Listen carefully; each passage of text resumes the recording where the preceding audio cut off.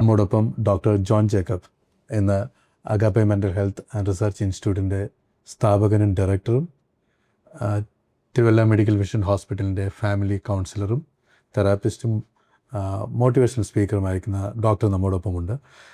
നമ്മൾ pre marital കൗൺസിലിങ്ങിനെ പറ്റി, വിവാഹപൂർവ്വ ഒരുക്കത്തെപ്പറ്റി നമ്മൾ സംസാരിക്കുകയായിരുന്നു. ഇന്ന് അതിൻ്റെ കണ്ടിന്യൂവേഷൻ നമ്മൾ ചെയ്യുന്നു. ഡോക്ടർ, നമ്മൾ ഒരുക്കത്തെപ്പറ്റി, ഒരുക്കത്തിൻ്റെ ആവശ്യത്തെപ്പറ്റി, കമ്മ്യൂണിക്കേഷനെ പറ്റിയൊക്കെ പറഞ്ഞു. ഒരുക്കം എന്ന് പറയുമ്പോൾ തന്നെ ഒരു വലിയ കാര്യമാണ്. അത് ഒരു ചെറിയ ടോക്കിൽ ഒതുങ്ങുന്നില്ല. എന്തൊക്കെ കാര്യങ്ങളിൽ നിന്നാണ് നാം ഒരുക്കങ്ങൾ ആരംഭിക്കേണ്ടത്? ഇപ്പം വിവാഹം എന്ന് പറയുന്നത് തന്നെ രണ്ട് വ്യക്തികൾ തമ്മിലുള്ള ബന്ധമാണ്. പലർക്കും ചില വ്യക്തിബന്ധങ്ങൾ തുടരാനോ അതിനെ മെയിൻറ്റെയിൻ ചെയ്യാനോ കഴിയാത്ത ആളുകളുണ്ട്.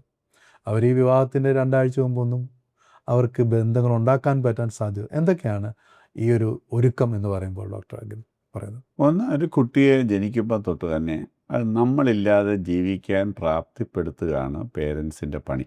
പേരൻറ്റിങ് എന്ന് പറയുന്നത് ഏത് ജീവജാലവും ചെയ്യുന്ന എന്താ, തങ്ങളുടെ അടുത്ത തലമുറ തങ്ങളില്ലാതെ പിന്നീട് ജീവിക്കണം, അതിനുവേണ്ടി ഒരുക്കുക. ആ ഒരുക്ക പ്രക്രിയ മറ്റ് ജീവജാലങ്ങളിലൊക്കെ വളരെ ചെറിയ കാലത്തിലാണ് നടക്കുമ്പോൾ ഒരു മനുഷ്യ ശിശു 10-23 വയസ്സുകൊണ്ട് അല്ലെങ്കിൽ 25 വയസ്സുകൊണ്ട് സ്വന്തം കാലം ജീവിക്കാൻ പ്രാപ്തരാകാൻ പറ്റും. അത് ശാരീരികമായിട്ട്, സാമ്പത്തികമായിട്ട്, സാമൂഹ്യമായിട്ട്, ആത്മീയമായിട്ട് എല്ലാം സ്വതന്ത്രമായി ജീവിക്കാൻ പ്രാപ്തിപ്പെടുത്തുക. അതിൻ്റെ ഈ സമഗ്ര വ്യക്തിത്വത്തിൻ്റെ വികസനം നമ്മൾ ശ്രദ്ധിക്കണം. മാത്രമല്ല, ഇവർ പ്രായപൂർത്തിയാകുമ്പോൾ തങ്ങളുടെ ഒരു പങ്കാളിയുമായിട്ട് ജീവിതം പങ്കുവെച്ച് ജീവിക്കാനുള്ളവരാണെന്നുള്ള ബോധവും ആ കാര്യത്തിൽ അവർ നമ്മുടെ സഹായമില്ലാതെ തന്നെ ജീവിക്കാൻ അവരെ പ്രാപ്തിപ്പെടുത്തണം. ഇന്നിപ്പം കുട്ടികളുടെ എണ്ണം കുറഞ്ഞ 1-2 പേരേ ഉള്ളൂ. അതുകൊണ്ട് ഇവരെ വിടത്തില്ല. കാരണം ലീവ് ചെയ്താൽ പേരൻസിന് ഞങ്ങൾക്ക് ആരും ഇല്ലല്ലോ എന്നുള്ള ചിന്ത കൊണ്ട് ഇവർ പിള്ളേരെ വളരാൻ സമ്മതിക്കത്തില്ല. നമ്മൾ ഇന്ന് അമിത സ്നേഹം കൊണ്ട് പിള്ളേരെ വളർത്തത്തില്ല. പിള്ളേർ നമ്മളുണ്ടെങ്കിൽ മാത്രം ജീവിക്കാൻ പറ്റുന്ന പരുവത്തിലെത്തിക്കും. എന്നിട്ട് വിവാഹപ്രായമാകുമ്പോൾ പെട്ടെന്ന് ലീവ് ചെയ്യാൻ പറയുമ്പോൾ പലർക്കും ലീവ് ചെയ്യാൻ പറ്റുന്നില്ല. അതുകൊണ്ട് സാമ്പത്തിക സ്വാശ്രയത്വം തന്നെ. ഒരു ഭർത്താവ് കല്യാണം കഴിക്കുമ്പോൾ തീർച്ചയായിട്ടും സാമ്പത്തിക സ്വാശ്രയത്വമുള്ള ഒരാളെ കൂടെ പോറ്റാനോ കുറഞ്ഞ പക്ഷേ അവനവൻ്റെ കാര്യം നോക്കാനെങ്കിലും പ്രാപ്തനായിരിക്കണം. എങ്കിലേ അവന് വിവാഹത്തിന് പ്രാപ്തനാകാൻ പറ്റും. തീർച്ചയായിട്ടും വീട്ടുകാരുടെ സാമ്പത്തികത്തിൽ ജീവിക്കുന്ന ഒരുത്തനും വീട്ടുകാരുടെ നിയന്ത്രണത്തിലുമായിരിക്കും. അതുപോലെ സ്വന്തമായി തീരുമാനമെടുക്കാൻ കഴിവുള്ളവനായിരിക്കണം. ഒരു കുടുംബനാഥനാകാൻ പോവുക. കുടുംബനാഥൻ എന്ന് പറഞ്ഞാൽ സ്വന്തമായി തീരുമാനമെടുക്കാൻ അവൻ്റെ ഒരു പണിയാണ്. നേതൃത്വപാഠവും വേണം, തീരുമാനമെടുക്കാനുള്ള കഴിവ് വേണം പെണ്ണിന് വേണം. അവർ 2 പ്രായപൂർത്തി അവരുടെ ജീവിതത്തെ സംബന്ധിച്ചുള്ള എന്ത് തീരുമാനമെടുക്കണം.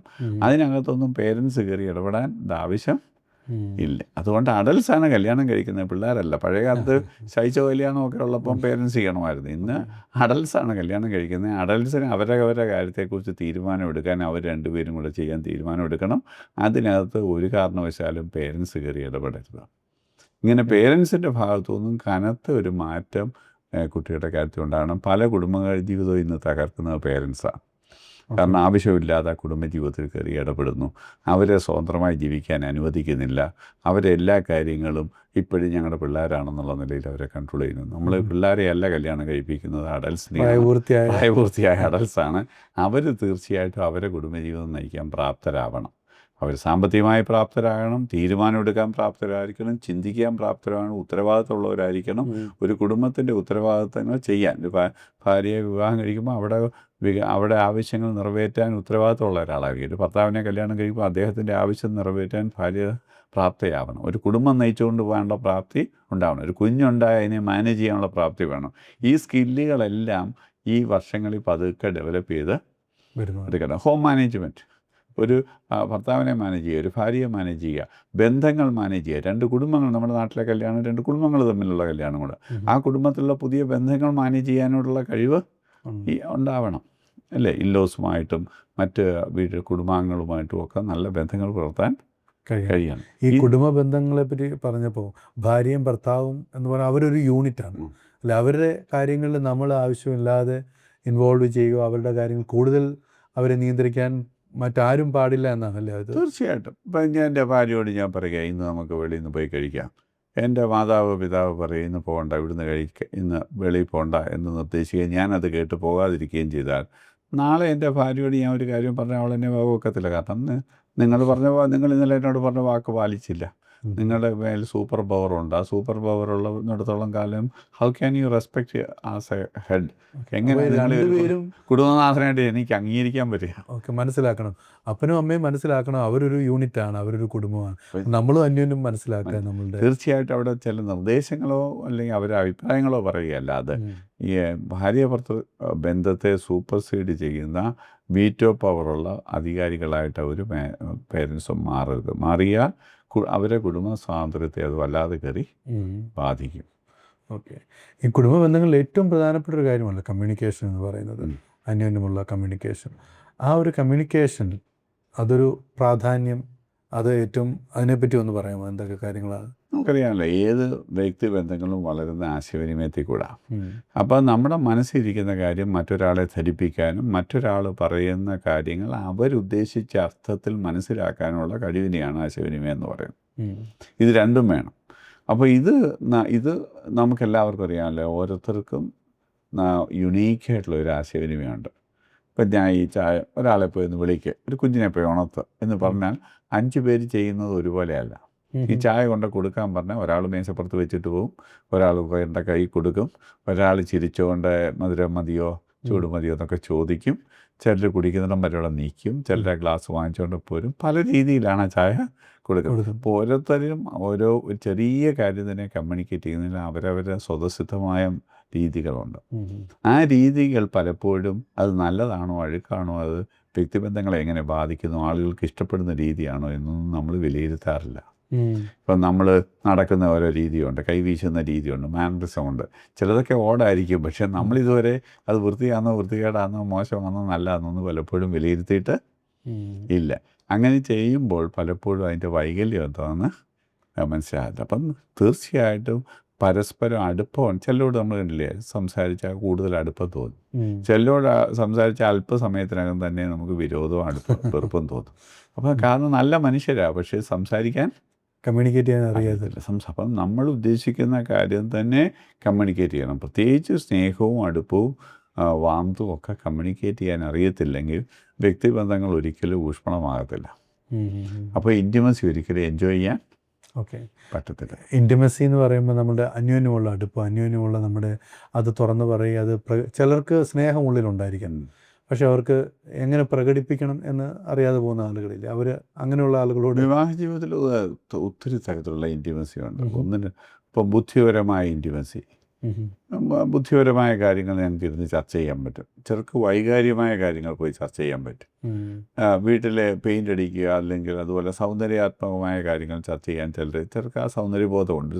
ഉണ്ണിയെടുക്കാൻ പോകുന്നത് കൊണ്ടുപോകാൻ പറ്റുന്നത് എല്ലാവരും വിളിച്ചുകൊണ്ട് പോകില്ല. കാരണം ചിലർക്ക് അതൊന്ന് കണ്ടിട്ട് സെലക്ട് ചെയ്യാൻ അറിയാത്തതുണ്ട്. എന്നാൽ ചിലരുടെ നമ്മൾ ചേരുന്ന ഭർത്താക്കന്മാർക്ക് ഭാര്യമാരെ കൊണ്ടുപോകാൻ പാടാ, പലപ്പോഴും അവർക്ക് പേടിയാണ്, അവർ ആ കട മൊത്തം ഇളക്കിയിടും പിന്നീട് പോരും എന്നുള്ള പൊതുവെ ഒരു. ഇങ്ങനെ 2 പേരും കൂടെ പോയി എടുക്കുകയാണെങ്കിൽ എന്തോ പറ്റും.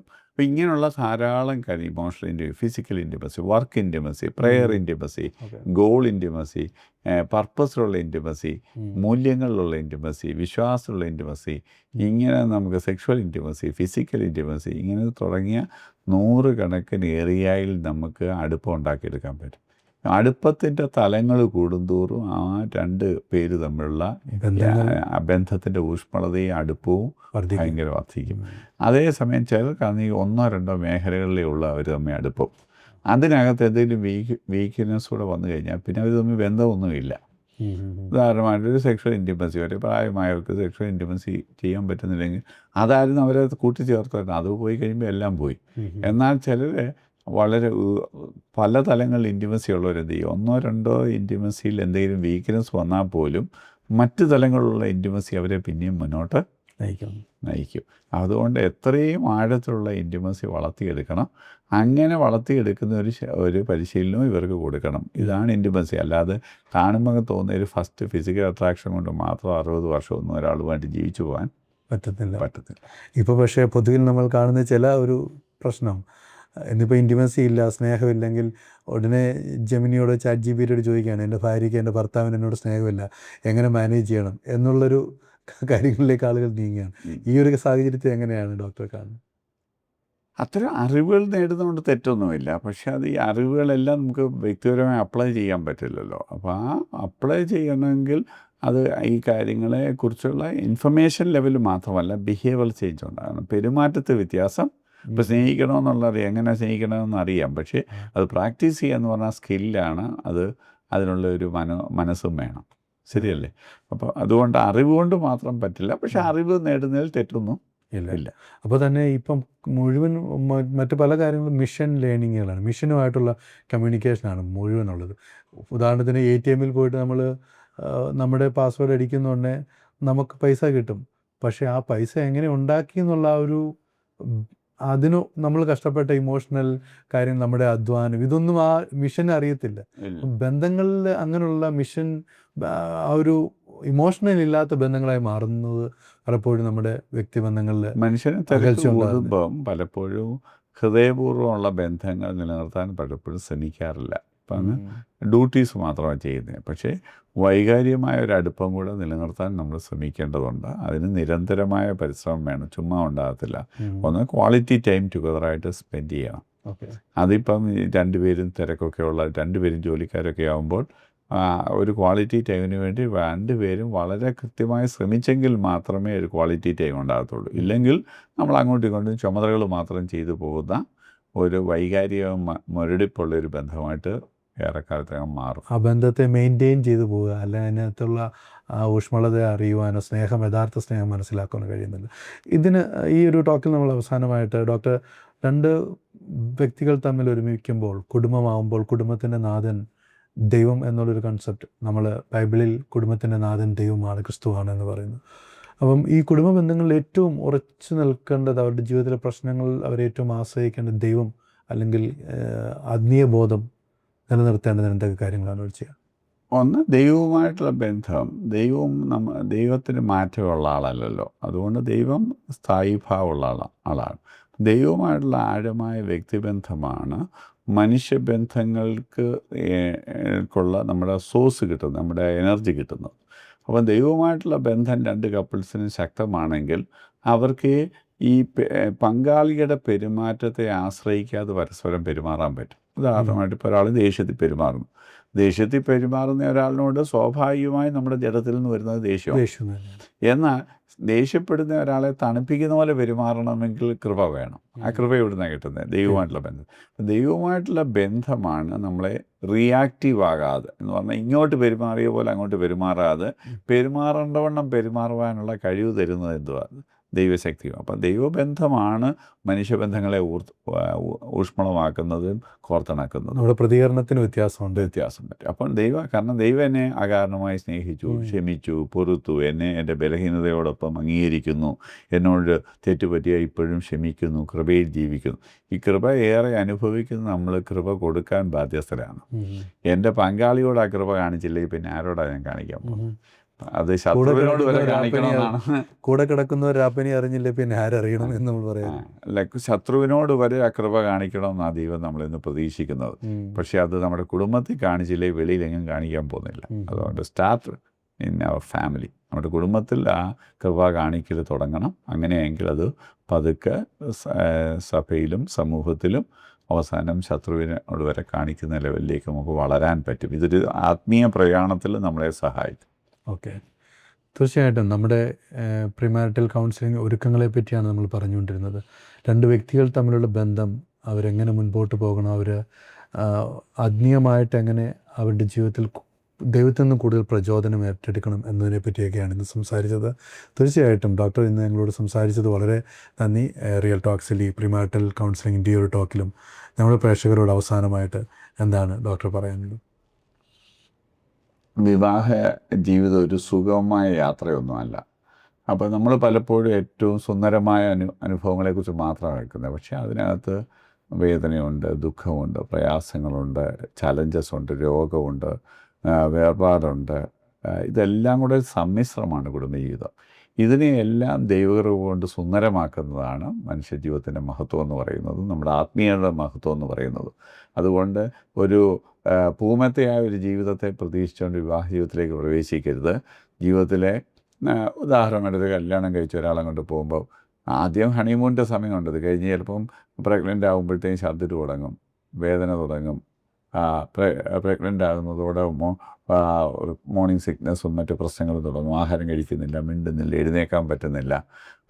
ഒരു പ്രസവമായി കഴിയുമ്പോൾ ഒരു കുഞ്ഞിനെ പിന്നെ ശ്രദ്ധിക്കേണ്ടി വരുന്നു. ഒരു രാത്രി 5 പ്രാവശ്യം എഴുന്നേൽക്കുന്നു, നല്ലപോലെ ഉറങ്ങാൻ പറ്റുന്നില്ല, കുഞ്ഞിൻ്റെ കരച്ചിലും പ്രയാസങ്ങളും. അപ്പോൾ ഇങ്ങനെ ഓരോ ഘട്ടത്തിലും ഓരോ വെല്ലുവിളികളെ നേരിട്ടാണ് കുടുംബജീവിതം മുന്നോട്ട് പോകുന്നത്. ഈ സമയത്തെല്ലാം സുഖത്തിലും ദുഃഖത്തിലും ഒരുപോലെ നിൽക്കാൻ കഴിയുന്ന, അത് രണ്ടും നമ്മുടെ ആത്മീയ വളർച്ചയ്ക്കും മാനസിക വികസനത്തിനും സഹായിക്കുമ്പോഴാണ് നമ്മുടെ അകത്തെ മനുഷ്യൻ കൂടുതൽ ശക്തിപ്പെടുന്നത്. അതുകൊണ്ട് നല്ല അനുഭവങ്ങളെക്കാൾ കൂടുതൽ നമ്മളെ വളർത്തുന്നത് തിന്മയുള്ള അനുഭവങ്ങളിലൂടെയാണ്. ദൈവകൃപയുണ്ടെങ്കിൽ അതിനെയൊക്കെ നമുക്ക് രൂപാന്തരപ്പെടുത്തി മനോഹരമാക്കാൻ പറ്റും.